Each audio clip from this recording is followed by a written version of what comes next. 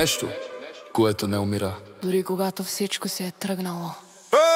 Погребваш мълчаливо дълбоко в себе си хора, мечти, сценарии, в които не си се сбъдна, обичания, които не са се върнали. Себе си от онези времена, в които още си вярвал.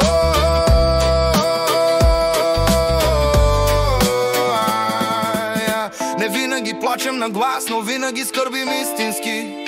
Носиш погребение в себе си, а хората те питат защо не се усмихваш. Как да им обясни, че си погребал цели светове в мълчанието си?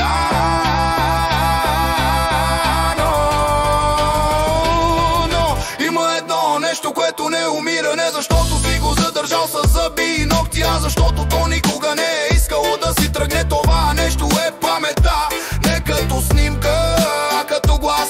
Онзи глас, който шепне, когато си готов да се откажеш. Още не си приключил, още има защо.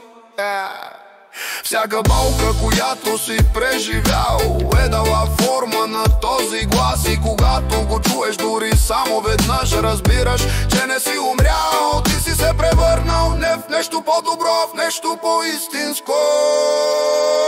Нещо, което не умира, е онова, което не може да бъде купено, научено или обяснено.